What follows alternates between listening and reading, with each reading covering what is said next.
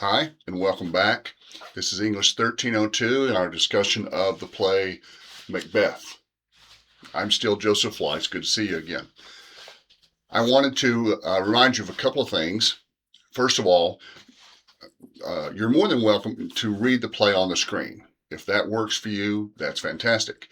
You can also print out the play here at South Plains College. If you come to the campus, I think we give students 30 copies a week for free, and then after that, it's a nickel a page. You can get them printed out at different places around town, of course. But also, you can buy these little freestanding versions. This is one from Barnes and Noble. Really, this is a really good one. I really like this one a lot. But there are lots of ones out there. Let's see if I've got another copy around here someplace. But Amazon.com, Barnes and Noble, lots of places. Most bookstores are going to have Macbeth. To understand the play, you have to consider the cultural differences between the time in which we live and the time in which the play was written. Shakespeare lived 450 years ago, and he was writing about a historical event that occurred 400 years prior to that. The play comes literally out of a history book. Now, he mainly adopts the characters from the history book.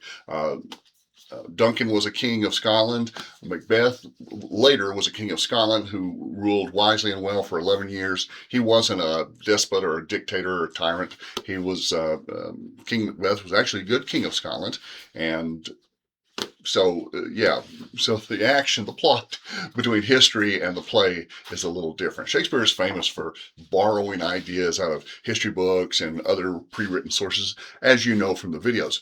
By the way, someone in class asked me, I've listed 3 or 4 different videos under your course content.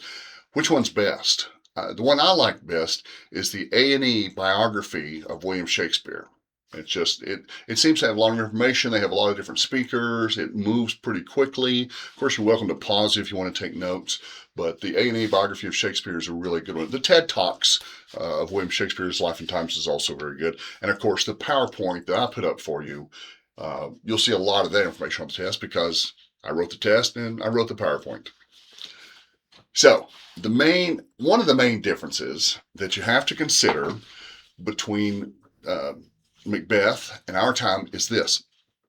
In modern America, ambition is seen as a good thing. In fact, if you're not at least a little bit ambitious, people wonder what's wrong. You're expected to want to get ahead, to advance your life, to live a better life than your parents or grandparents.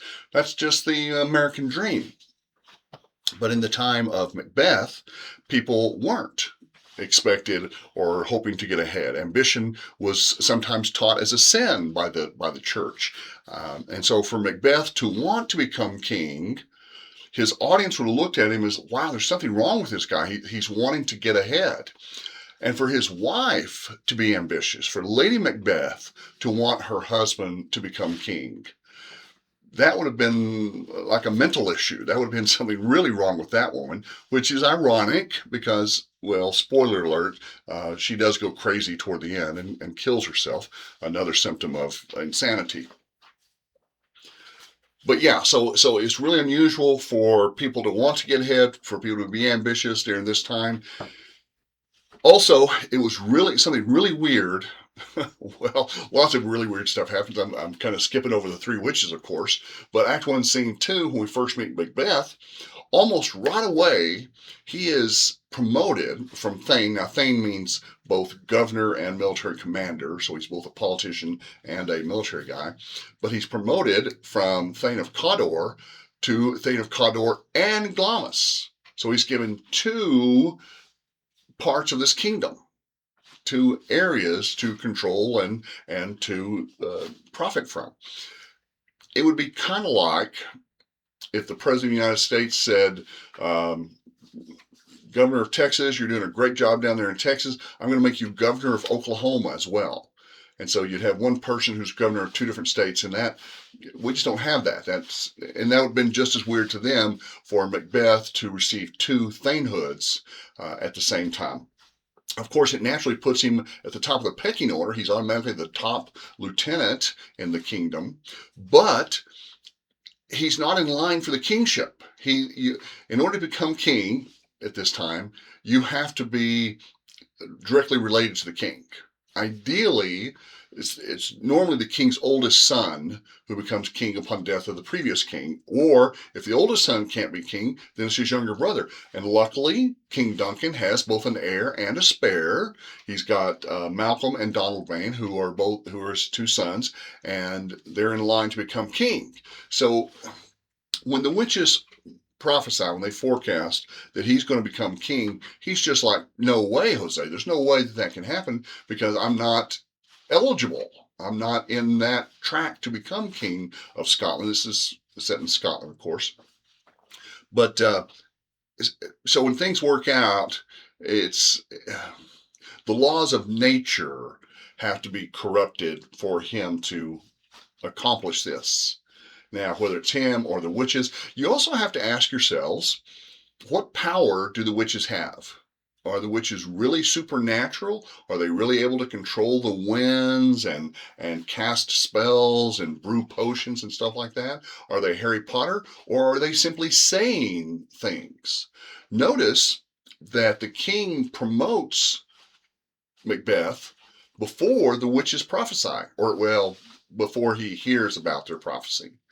The king has already decided. Then Macbeth learns about the prophecy. Then he learns about the king's thing. So the time order is makes you wonder which came first, chicken or the egg. It's a good play. I encourage you to read it carefully. Take notes. I really encourage you to take it piece by piece. Don't try to do the whole thing at once. Sit down and read Act 1, Scene 1. It's just a couple of pages, and then jot down the main thing that happens. Give me 3 or 4 sentences of what happened in Act 1, Scene 1. Take a break. Come back, read Act 1, Scene 2. Jot down the main things that happened there. 2 or 3, 4 sentences. It will really help you understand it better and help you enjoy it better. Somebody last night in class asked, can we watch a video? Of course you can watch a video. This was never meant to be studied like a textbook. Shakespeare would be very surprised to learn that his plays were being studied in college courses.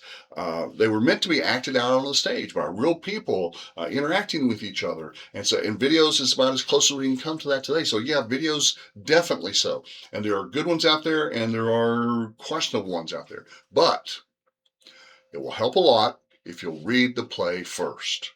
Read Act 1, then watch Act 1. Read Act 2, then watch Act 2. Always keep in mind, anytime you're watching a video, you're only getting one person's interpretation of what the play says. That's usually the director. And so it's helpful if you'll get your idea of what's happening before you watch it on screen. There's, if I find it, I'll send you guys the link. There's a very interesting YouTube video that contrasts 3 or 4 different openings because Act 1, Scene 1 introduces to the witches, and different directors portray the witches differently. In one version, the witches are portrayed as garbage collectors, as garbage men, and so that's a totally different, updated, modern version. But a lot of directors treat even the opening scene very differently. So enjoy the play as you read it.